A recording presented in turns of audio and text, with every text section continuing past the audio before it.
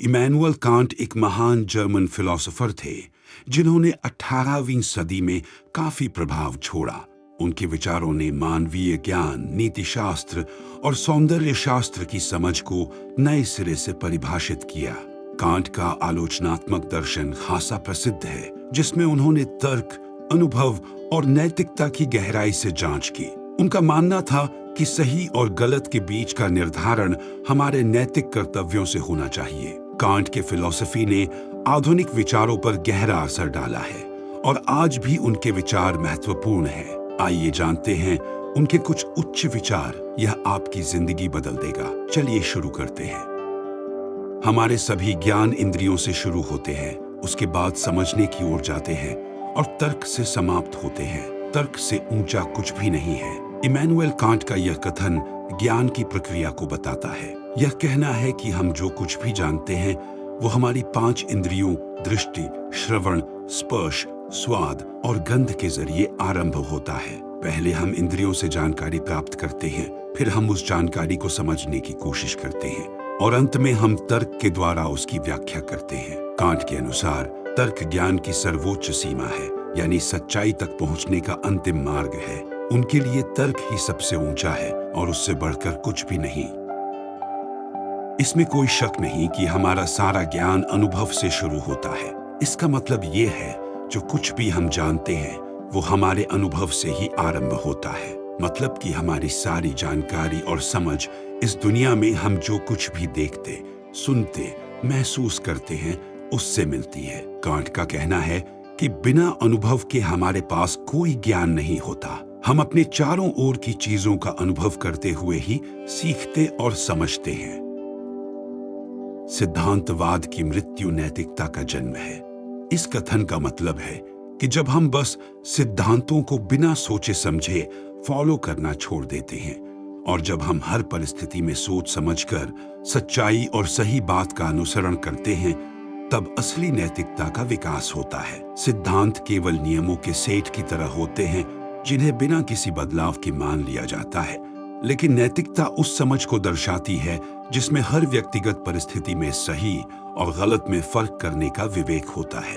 Can't यह बताना चाहते हैं कि जब हम सिर्फ सिद्धांतों को नहीं मानते और हर स्थिति में सही कार्य करने की कोशिश करते हैं, तभी हमारे अंदर नैतिकता विकसित होती है। यह नैतिकता ही हमें इंसानी मूल्यों और अच्छाई की तरफ ले जाती है। जो जानवरों के साथ निर्दयी होता है, अपने व्यवहार में लोगों के लिए भी वह निर्दयी हो जाता है।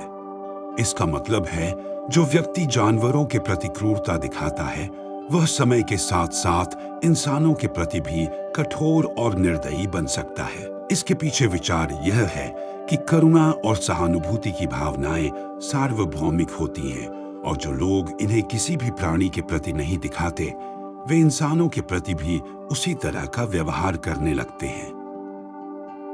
ईमानदारी किसी भी नीति से बेहतर है। इसका मतलब है, सच्चाई और सही बात करना हर एक नियम और योजना से ज्यादा अच्छा है। इसका मतलब सीधा है कि जीवन में सही राह चुनना और सच बोलना ही सबसे श्रेष्ठ रास्ता है। नजदीक से देखें, खूबसूरत चीजें छोटी हो सकती है।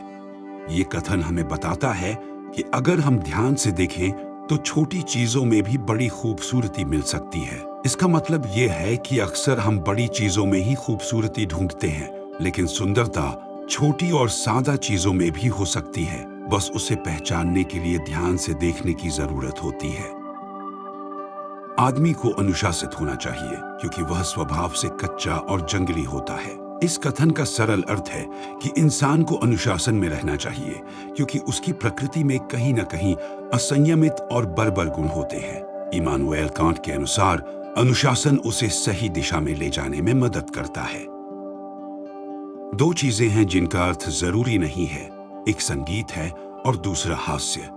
इसका मतलब है कि संगीत और हास्य 2 ऐसी चीजें हैं जिनके लिए किसी गहरे या जटिल अर्थ की जरूरत नहीं होती। वे अपने आप में खास होते हैं और हमें खुशी देते हैं। इनका मजा लेने के लिए हमें उनका बहुत गहराई से अध्ययन करने या उनके पीछे छिपे अर्थों को समझने की जरूरत नहीं होती।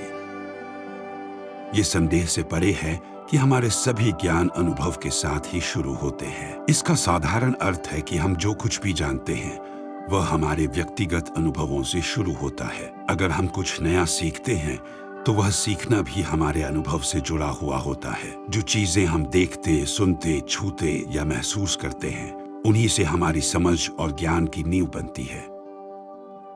संतुष्टि के बिना विचार कुछ भी नहीं है। सिद्धांत के बिना अंतर्ज्ञान अंधा है।